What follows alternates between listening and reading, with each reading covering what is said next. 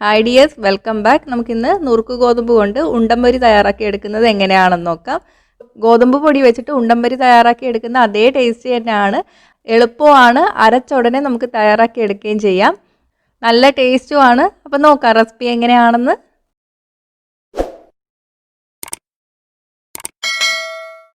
ഞാനിവിടെ 1 കപ്പ് നുറുക്ക് ഗോതമ്പാണ് എടുത്തിരിക്കുന്നത്. ഞാൻ എടുത്തിരിക്കുന്ന കപ്പ് 240 ml ആണ്. ഇനി ഇതിലോട്ട് വെള്ളം ഒഴിച്ചിട്ട് 2 മണിക്കൂർ കുതിർന്ന് വരാൻ വേണ്ടിയിട്ട് മാറ്റി വയ്ക്കാം. അപ്പോഴത്തേക്ക് നമുക്ക് ശർക്കര പാനി കാച്ചിയെടുക്കാം. ഞാനിവിടെ എടുത്തിരിക്കുന്നത് 150 ഗ്രാം ശർക്കരയാണ്. പൊടിച്ച ശർക്കരയാണെങ്കിൽ 1/2 മുതൽ 1/4 കപ്പ് വരെ ചേർക്കാം. നിങ്ങളുടെ ടേസ്റ്റിനനുസരിച്ചിട്ട് മാറ്റം വരുത്താം. 150 ഗ്രാം ശർക്കര ചേർക്കുമ്പോൾ തന്നെ നല്ല മധുരമായിരിക്കും കേട്ടോ. 1/2 ഗ്ലാസ് വെള്ളം എടുത്ത് വെച്ചിട്ടുണ്ട്. വെള്ളം കൂടി പോവരുത്. ഇനി നമുക്കിത് പാനി കാച്ചിയെടുക്കാം. ശർക്കര നന്നായിട്ട് അലിഞ്ഞു വരണം. ഇപ്പോൾ ശർക്കര അലിഞ്ഞു വന്നിട്ടുണ്ട്. ഇനി നമുക്ക് തീ ഓഫ് ചെയ്യാം. എന്നിട്ടിത് അരിച്ചെടുക്കാം. ഞാനിത് പാക്കറ്റിൽ വാങ്ങിച്ച നുറുക്ക് ഗോതമ്പാണ്. അധികം പൊടിയൊന്നുമില്ല. അപ്പോൾ ഒരു വെള്ളത്തിൽ കഴുകിയെടുത്താൽ മതി. ഇപ്പോൾ റേഷൻ കടയിൽ നിന്നൊക്കെ വാങ്ങുന്ന നുറുക്ക് ഗോതമ്പാണെങ്കിൽ പൊടിയൊക്കെ കൂടുതൽ കാണും. അപ്പോൾ ഒന്ന് നന്നായിട്ട് കഴുകിയതിന് ശേഷം വെള്ളം ഒഴിച്ച് കുതിർന്ന് വരാൻ വേണ്ടിയിട്ട് വെച്ചാൽ മതി. ഇനി ഇതിലെ വെള്ളം നമ്മൾ മാക്സിമം കളഞ്ഞെടുക്കണം. എന്നിട്ട് ശർക്കര പാനി ഒഴിച്ചിട്ടാണ് അരച്ചെടുക്കാൻ പോകുന്നത്. അപ്പോൾ അതിന് വേണ്ടിയിട്ട് കൈകൊണ്ട് നന്നായിട്ടൊന്ന് പിഴിഞ്ഞെടുക്കാം.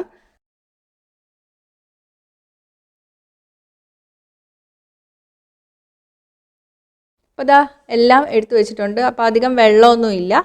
ഇനി ഇത് മിക്സിയുടെ ജാറിലോട്ട് ഇട്ട് കൊടുക്കാം. ഇനി ഞാൻ ഇതിലോട്ട് ഒരു ചെറിയ പാളയംകുടം പഴം ചേർത്ത് കൊടുക്കുകയാണ്. രസകദളി ആയിരുന്നാലും കുഴപ്പമൊന്നുമില്ല. വലിയ പഴമൊക്കെ ആണ് ചേർക്കുന്നതെങ്കിൽ പകുതി മുറിച്ച് ചേർക്കാം കേട്ടോ. ഇനി ഇതിലോട്ട് നമുക്ക് ശർക്കര പാനി ഒഴിച്ചിട്ട് അരച്ചെടുക്കാം. ശർക്കര പാനി മൊത്തം ഒന്നിച്ചൊഴിക്കേണ്ട, കുറച്ച് കുറച്ചായിട്ട് ഒഴിച്ചിട്ട് അരച്ചെടുത്താൽ മതി. വെള്ളം ആദ്യമേ കൂടിപ്പോയാൽ നന്നായിട്ട് അരഞ്ഞ് കിട്ടില്ല. ഇപ്പം ഞാൻ മൊത്തം ശർക്കര പാനി ഒഴിച്ചിട്ട് അരച്ചെടുത്തിട്ടുണ്ട്. അപ്പോൾ ഇതാണ് കൺസിസ്റ്റൻസി. അപ്പോൾ വെള്ളമൊന്നും കൂടിപ്പോയിട്ടില്ല. ഇതുപോലെ തന്നെ മാവിരിക്കണം. ഇഡലി മാവിൻ്റെയൊക്കെ പരുവായിരിക്കണം. അപ്പോൾ നിങ്ങൾ അരച്ചെടുക്കുമ്പോൾ വെള്ളം കൂടിപ്പോയെങ്കിൽ 2-3 ടേബിൾ സ്പൂൺ ഗോതമ്പ് പൊടിയും കൂടി ചേർത്തിട്ട് നന്നായിട്ട് മിക്സ് ചെയ്തെടുക്കുക. ഇഡലി മാവിൻ്റെ കൺസിസ്റ്റൻസിയിലിരിക്കണം. ഇനി ഇതിലോട്ട് 1/2 ടീസ്പൂൺ നല്ല ജീരകം ചേർത്ത് കൊടുക്കുക. 1/2 ടീസ്പൂൺ ഏലക്കപ്പൊടി, 1/2 ടേബിൾ സ്പൂൺ തേങ്ങാക്കൊത്ത് ഇഷ്ടമില്ലാത്തവർക്ക് ഒഴിവാക്കാം. എണ്ണയിൽ വറുത്തൊന്നും ചേർക്കണമെന്നില്ല, ഇങ്ങനെ തന്നെ ചേർത്താൽ മതി. ചെറുതായിട്ട് അരിഞ്ഞിട്ടാൽ മതി.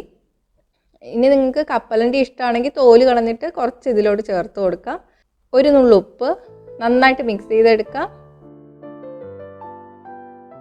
ഇനി ഇതിലോട്ട് 2 നുള്ളു സോഡാപ്പൊടി കൂടി ചേർത്ത് കൊടുക്കുകയാണ്. ഇത് ഓപ്ഷണലാണ്, വേണമെങ്കിൽ മാത്രം ചേർത്താൽ മതി. ചേർത്താൽ കുറച്ചും കൂടെ വേഗത്തിൽ പൊങ്ങി വരെയും സോഫ്റ്റും ഒക്കെ ആയിരിക്കും. നന്നായിട്ട് മിക്സ് ചെയ്തെടുക്കുക. ഇനി നമുക്ക് ഉണ്ടംപൊരി തയ്യാറാക്കി എടുക്കാം. അതിന് വേണ്ടിയിട്ട് ഒരു പാനിലോട്ട് കുറച്ച് എണ്ണ ചൂടാക്കാൻ വെച്ചിട്ടുണ്ട്. വെളിച്ചെണ്ണയാണ് വെച്ചിരിക്കുന്നത്. വെളിച്ചെണ്ണയിൽ ഉണ്ടാക്കുമ്പോഴാണ് കേട്ടോ ടേസ്റ്റ് കൂടുതൽ. തീ മീഡിയത്തിലാണ് ഇട്ടിരിക്കുന്നത്. എണ്ണ നന്നായിട്ട് ചൂടായിട്ട് വരണം. എണ്ണ ചൂടായിട്ട് വരുമ്പോൾ ഓരോ തവി മാവായിട്ട് കോരി ഒഴിച്ചു കൊടുക്കാം. എന്നിട്ട് ഇതുപോലെ എണ്ണ മുകളിലോട്ട് കോരി ഒഴിച്ചു കൊടുക്കുക. അപ്പോൾ പൊങ്ങി വരും.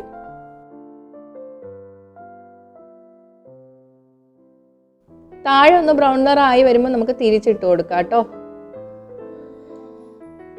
ഇനി താഴ്ഭാഗവും ഇതുപോലെ തന്നെ ആയി വരണം.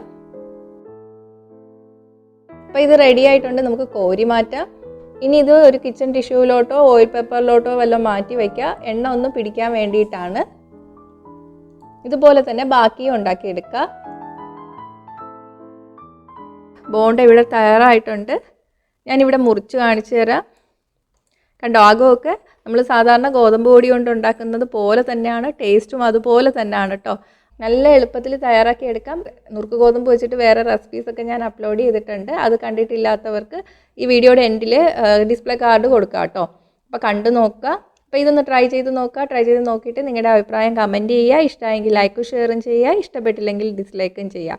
കൂടുതൽ റെസിപ്പീസിനായിട്ട് ചാനൽ ഇതുവരെ സബ്സ്ക്രൈബ് ചെയ്തിട്ടില്ലെങ്കിൽ സബ്സ്ക്രൈബ് ചെയ്യാനും മറക്കല്ലേ. അപ്പോൾ അടുത്തൊരു വീഡിയോ ആയിട്ട് കാണാം. ബൈ.